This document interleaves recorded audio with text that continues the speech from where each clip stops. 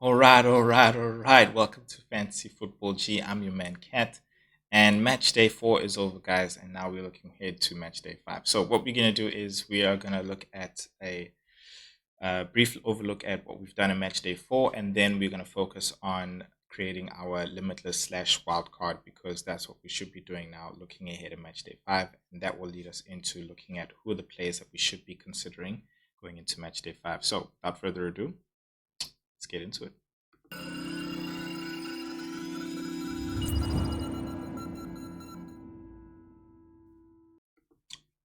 Rot.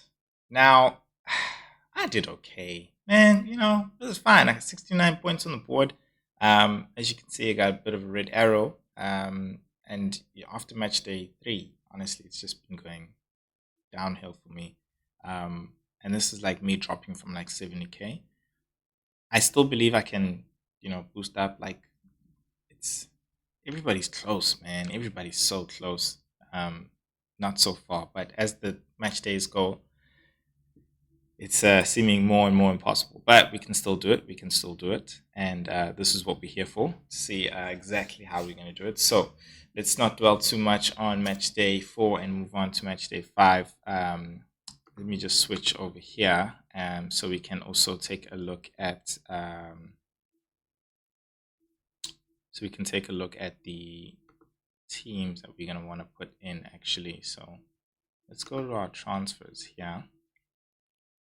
All right. And yeah, let's talk about who we want to bring in.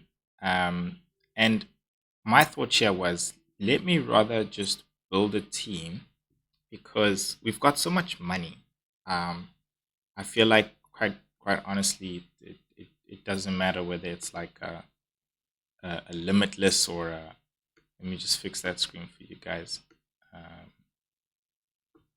so that you guys can see. Sorry, I thought that was actually done already. Okay, cool.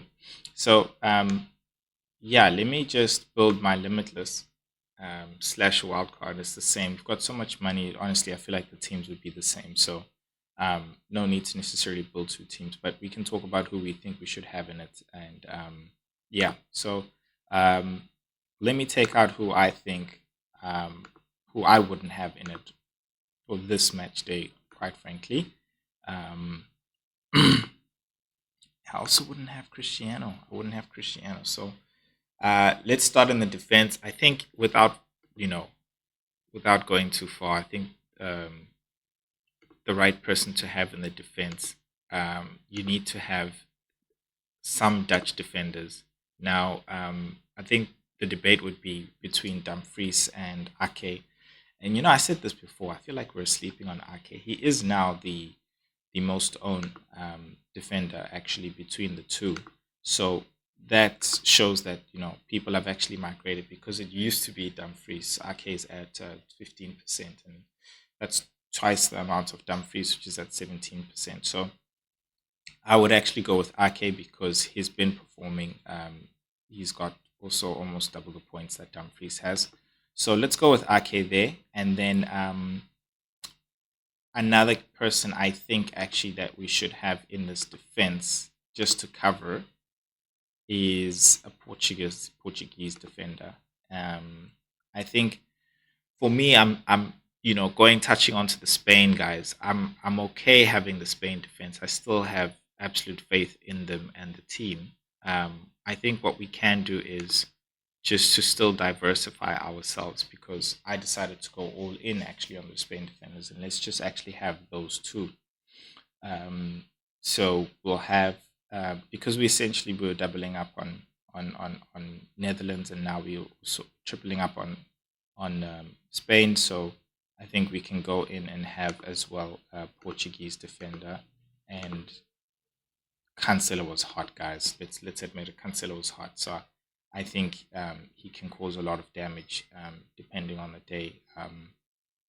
Then, with that said, as well, from my side, I'd like to cover a French defender. I just feel like these defenses are strong, and yeah, fine.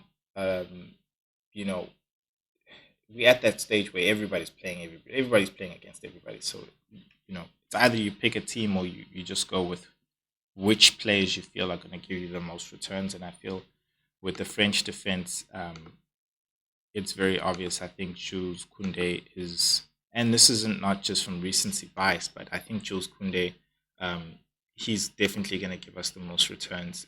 He's also really attacking like Cancelo and has very good recovery runs, recovery balls as well. So I feel like that's the ultimate defense that we should really be going for.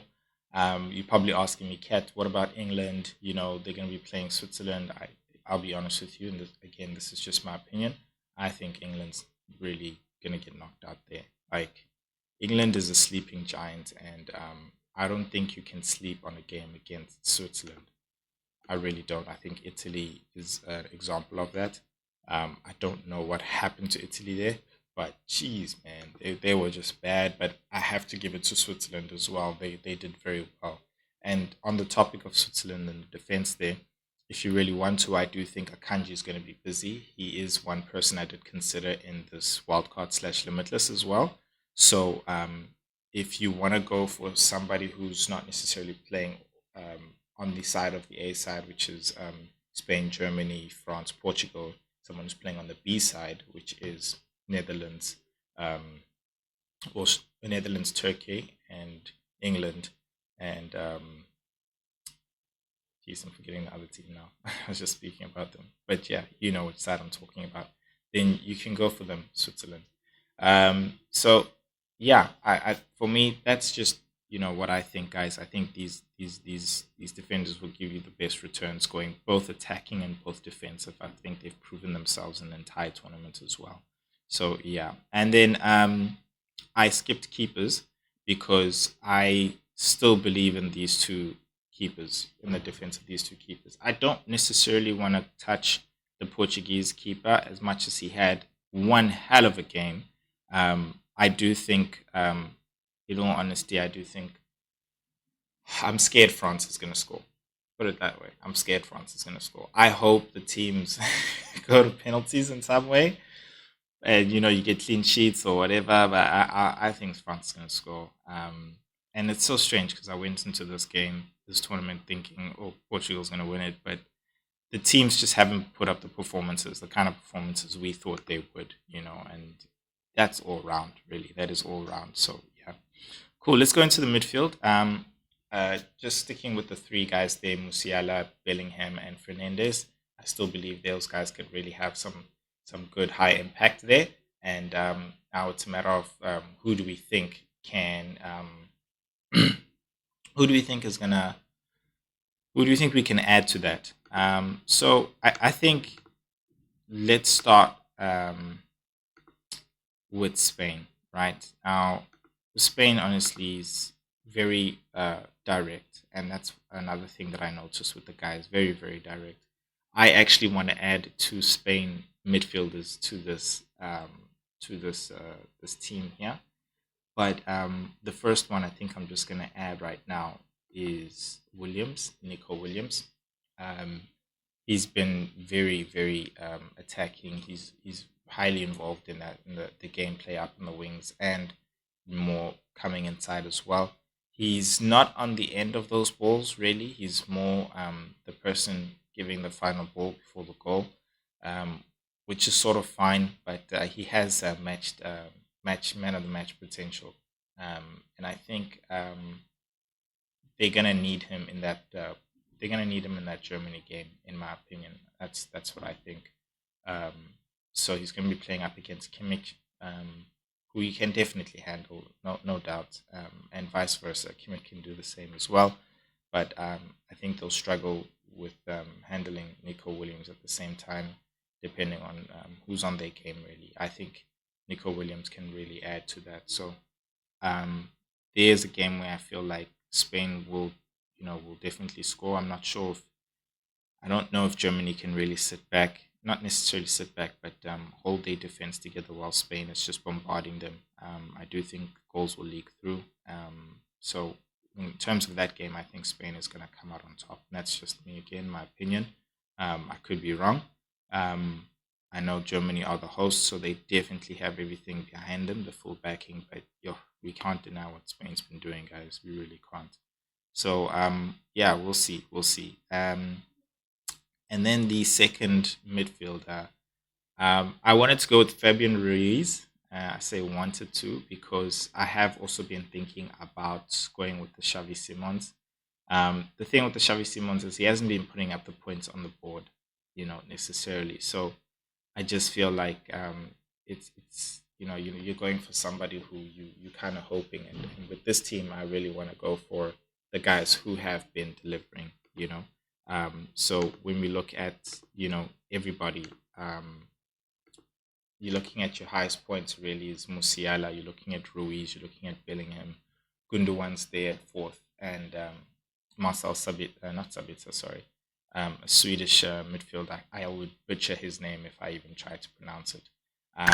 But yeah, let's not forget about Sweden. You can definitely go for the Sweden camp. Not Sweden camp, the Switzerland camp. Sorry, I do think that, like I said, England is going to struggle. Um, I think it's Abitsha, Abitsha, um, a Abitsha. That's what I think it is. That's what I think. He had a very good first game.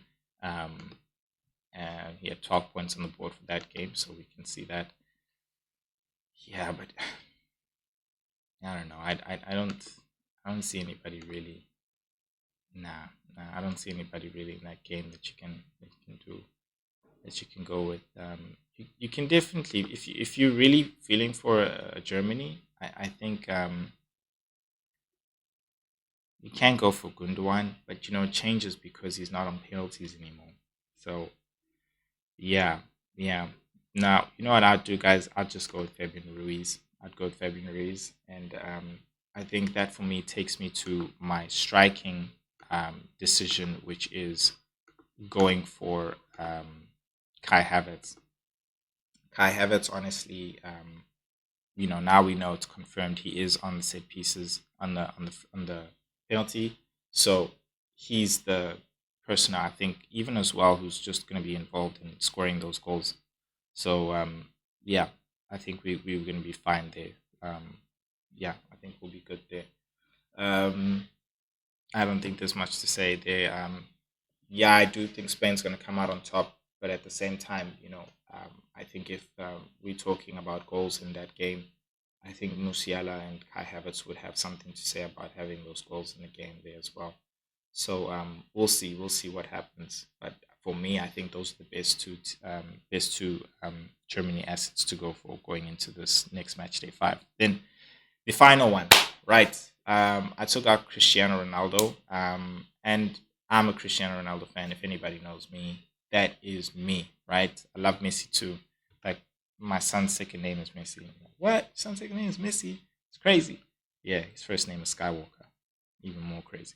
Um, so I love Cristiano Ronaldo, but I just feel like he's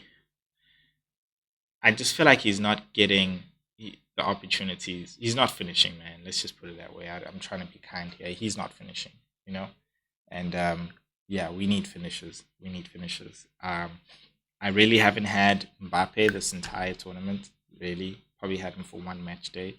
So I think Mbappe is the one to go for in this position. Mbappe himself has only had one goal, surprisingly, just like Cristiano Ronaldo. And there's also a part of me which thinks that game is going to be a draw of some sort, where it's like either 1-1 or because both the teams honestly have been struggling to score. And that's another reason why I wasn't really keen on going for Mbappe. Um, so, I thought of Harry Kane, but it's the same thing. It's not like they're out there pouring goals, you know. Um, with that said, another guy which I also thought about, which is Memphis Depay. He he himself has also scored one goal, and he blanked a lot. Gave some assists, so he's not really out there just trying to get the ball into the back of the net. And we want guys to score goals. And let's be honest, guys. The strikers have honestly been so disappointing in this game. So For me, I mean, just mentioning all these names and who we think we can go with. Lamil Yamal is also another option, but I've already gone with my Spain options in the midfield. So I'm fine with that because I feel like I'm covering a left flank with the Nico Williams there in the midfield, plus who's got more routes to points considering if he does score, he'd get more points than Yamal. So, mentioning that, I think one more team I do need to mention is Switzerland. Ndoye is a player who, you know, he's a striker as well who we can consider. Mbolo as well is another striker we can consider, and so we can go. Those are basically your differentials. And you know what? I think Switzerland's going to score 2 goals in this game, and that's where I think England's going to get out. Um, Cowell could be there with the recovery runs, but we got to remember now that Trippier has taken a knot, so he might not appear. He might not be there, and we don't necessarily have Luke Shaw there. So we're going to have a bit of a makeshift different backline because Mark Gay is also not there, who's also another recovery king in this game.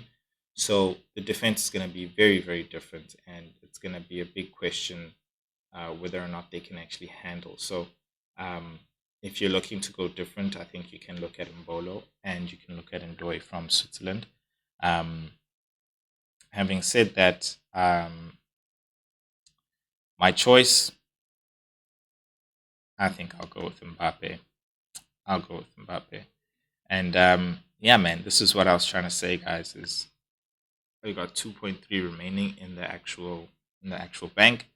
This would be my limitless slash wildcard team, and that's what I mean. It's the team that you come up with would it'll still be the same. Really, it'd still be the same. So yeah, um, I want you guys to let me know what you think. Let me know what you think of the team. Let me know who you would be having in Serdo in place of the other players that I've actually mentioned. Let me know if there's players I haven't mentioned as well, and who you guys would have gone for. But other than that, I'll check you guys in the next video for my team selection for match day 5.